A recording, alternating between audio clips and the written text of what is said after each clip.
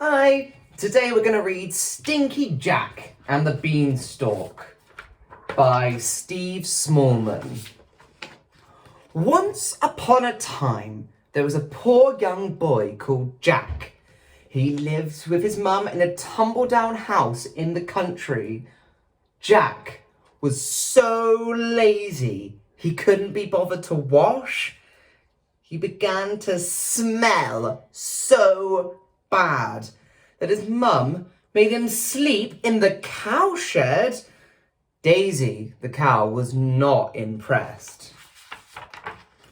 One day, Jack's mum said, "We've got no money left. Go and sell Daisy and make sure you get a good price for her." But Jack sold the cow for just a handful of beans. His mum was so cross that she threw them out the window. But overnight, the beans grew into a huge beanstalk. The next day, Mum sent Jack up the beanstalk to pick some beans. Jack climbed higher and higher and higher until he came to a giant's castle. Jack was hungry, so he knocked on the door and asked a kind-looking lady for some food. She let Jack in and gave him a slice of sausage, but then, boom, boom, boom! Huge footsteps were heading their way. "Hide before my husband comes," said the lady. So Jack climbed into an empty teapot. "Fee-fi-fo-fum, I smell the pong of an Englishman. Be he alive or be he dead, I wish he was somewhere else instead," roared the giant. "Nonsense," said his wife. "I can't smell anything. Now eat your sausages." After lunch, the giant started counting his money. Jack had never seen so many gold coins. Soon, the giant fell asleep. Jack crept out and picked up a gold coin that had fallen on the floor. He hurried back down the beanstalk and gave it to his mum.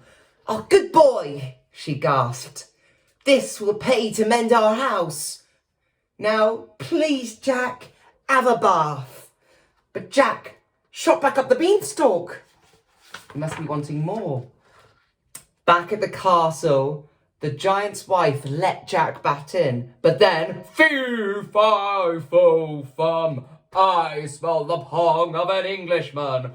Be he alive or be he dead, I wish he was somewhere else instead," roared the giant. "Nonsense," said his wife. "It must be a blocked Jane. Now, eat your sausages." After supper, the giant fetched a little goose and popped it on the table. "Lay, goose, lay," he cried. Honk, plop, thud. The goose lay a solid gold egg. The giant soon fell asleep. Jack quickly pinched the golden egg and climbed back down the beanstalk. Jack used the egg to buy back Daisy the cow, but he still wouldn't have a bath. "You're not coming into my lovely house until you're clean," said Jack's mum. Daisy wouldn't let him in the cowshed either. So Jack had to sleep outside on a pile of leaves because he's so smelly and won't have a bath. But the next day, stiff and achy, Jack climbed back up the beanstalk. Jack had just sneaked into the castle when "Fee-fi-fo-fum, I smell the pong of an Englishman. Be he alive or be he dead, I wish he was somewhere else instead, roared the giant. Nonsense, my dear, said his wife. Perhaps you've trodden in something. Now, eat your sausages. That evening, the giant fell asleep, listening to a magical singing harp. When Jack jumped out of his hiding place, the harp shouted, "Pah! What a pong! The harp is talking!" And it woke up the giant. The giant grabbed Jack in his huge, hairy fist. "Oh, please don't eat me," cried Jack. "I don't want to eat you," gasped the giant. "I like having visitors, but only ones who don't stink. Have a bath now." Jack ran to the bathroom. The giant's wife filled up a tub with hot, soapy water, and at last Jack had a bath. He even washed his hair. He felt wonderful and he smelled delightful. Jack enjoyed himself and decided that washing was fun. The giant invited Jack to stay for supper. I'm sorry I took your gold," said Jack.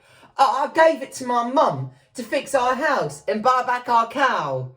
"That's okay," said the giant kindly. "Now, eat your sausage."